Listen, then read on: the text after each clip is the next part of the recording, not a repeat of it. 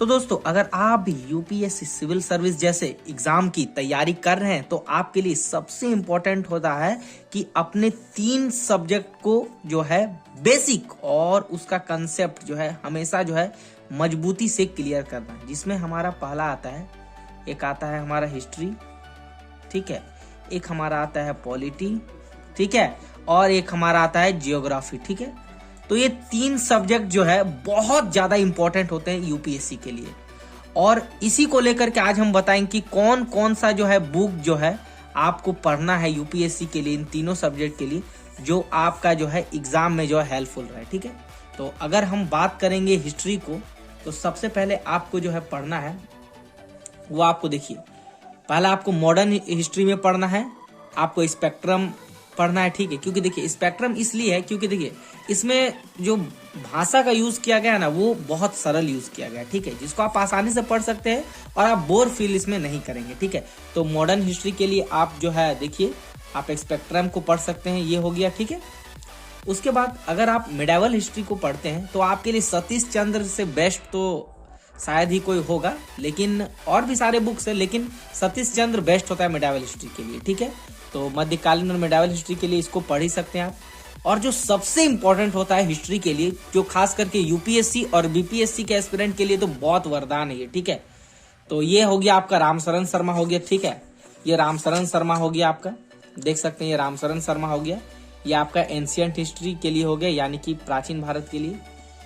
Now second अगर हम polity की बात करें तो पॉलिटी में आपको जो है सबसे पहले आपको पढ़ना है एम लक्ष्मीकांत पढ़ना है, ठीक है। क्योंकि देखो इस बुक को आप जितना, बहुत सारे टॉपर्स को भी आप सुने होंगे बोलते हुए कि इस किताब को आप जितना रिवीजन करोगे उतना आपका प्री और जो है आपका ऑप्शनल जो पॉलिटी रखें उसके लिए बहुत, ये मतलब कि बेस्ट जो है बुक साबित होती है, ठीक है। तो पॉलिटी और राजनीति के लिए आप इसको पढ़ सकते हैं, Indian polity, M Laxmikanth sir की किताब, ठीक है। उसके बाद अगर हम ज्योग्राफी की बात करें तो देखो बाबू, ज्योग्राफी बहुत जो है थोड़ा सा है सब्जेक्ट है, इन सब से थोड़ा सा है एडवांस सब्जेक्ट है, तो इसके लिए आपको ज्यादा भटकने की जरूरत नहीं है। आप सीधा क्या करो ना कि आप 11th और 12th का जो है ज्योग्राफी पढ़ो, ठीक है। क्योंकि देखो ये आपका हो गया 11th का, ये है पूरा ज्योग्राफी है, ये इंडियन फिजिकल एनवायरनमेंट ज्योग्राफी है, और ये भी ज्योग्राफी आप देख सकते हैं, और ये 12th का ज्योग्राफी, बस ये 12th और ये 11th का ज्योग्राफी पढ़िए तो बहुत जो है अच्छा होगा आपके लिए, ठीक है। उसके बाद जो आपको लास्ट में सबसे इंपॉर्टेंट करना है, देखिए ज्योग्राफी हमने इसीलिए 11th 12th का कहा